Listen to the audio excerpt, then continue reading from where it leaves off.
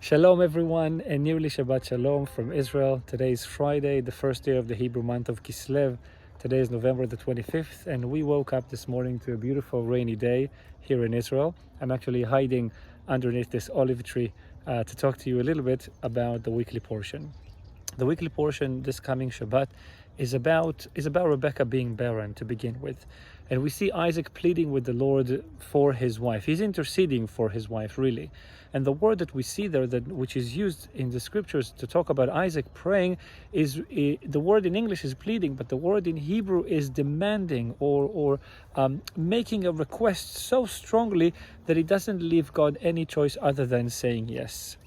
We see this is very different than Isaac from the end of last week's portion, when we saw him coming back from the field, from meditating in the field. The word there in Hebrew is a word that talks about praying from a very intimate, soft place, not anything like the demand that he's making in our portion. So these two words, they seem to create some sort of spectrum on which we can all place ourselves when we come before God in prayer, and that's something that has a lot to teach us when we come to do that, of course. The portion mainly talks about the birth of Jacob and Esau. We see that right from the start, the twins don't get along. There is some sort of rivalry between them. We see Jacob deceitfully or not deceitfully, buying the birthright from Esau. We see later Jacob, with the advice of Rebekkah, his mother, going to speak to his father and taking the blessings which belong to the firstborn child, which brings a serious question about how sincere is this Jacob. I mean, when we read the Psalms, we see that the virtue which is given to Jacob is the virtue of truth. It says that I've given grace to Abraham and truth to Jacob.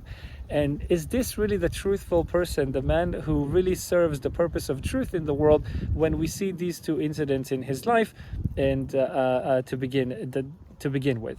And the answer is that there is truth in this world, and there is the ultimate truth. There is a higher form of truth.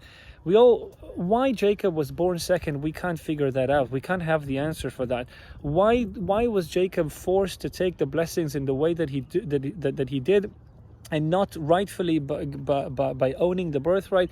We can't answer that question, but we do know one thing. We know that when Rebekkah was pregnant at the beginning, she felt that there was something wrong with the pregnancy, and she went to seek the Lord. She went to look for him, to ask him, what is the answer?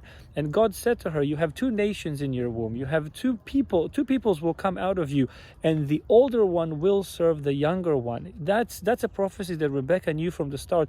Maybe this was the thing that really pushed her to actually say to Jacob, go and take the blessings from your father Isaac, because she knew that right from the start, the ultimate truth was that the younger one will overcome the older one. And that's something we cannot argue with. We can't argue with the plan that God has. We can't argue with the way that He sees this reality and what He wants for us in His plan.